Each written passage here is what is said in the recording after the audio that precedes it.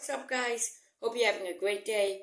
Welcome back to another video. This is episode 3 of the Space Program History series.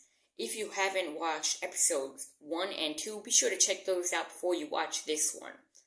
In this episode, we're going to be taking a look at what happened right after World War II, up until the creation of NASA and the first human that went into space.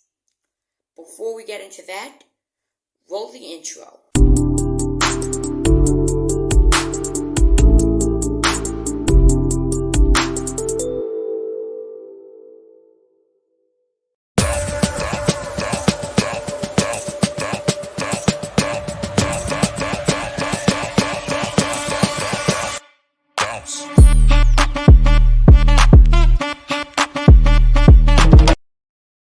So now that we've finished with World War II, let's get into what happened between the end of World War II and the creation of NASA. For now, the space race between the Americans and the Soviets was just to get the first artificial satellite into space.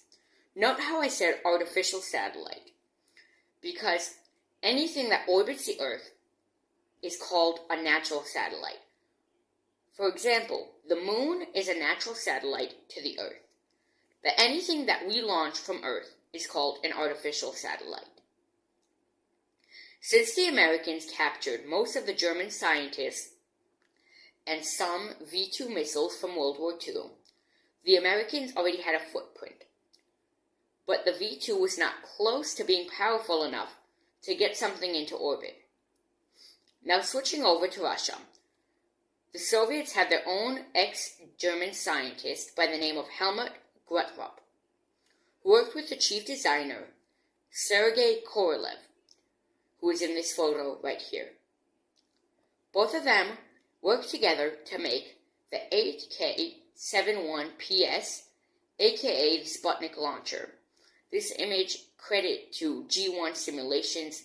The link will be down in the description. Now, the Americans had their own satellite called the Vanguard. But with some launch difficulties, the Soviets were able to launch their satellite first, called Sputnik, on October 4th, 1957. But America wasn't too far behind, because on January 31st, 1958, the U.S. launched Explorer 1, the satellite upon the Juno rocket. Explorer 1 was the third ever artificial satellite to be put into space. Now switching over to when NASA was established. Our first animal that we will talk about is Laika the dog. This dog was launched by the Soviets.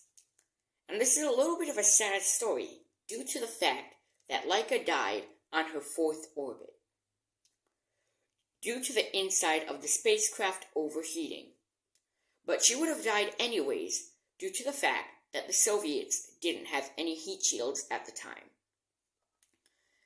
Now on to the US's animal that they sent into space before humans.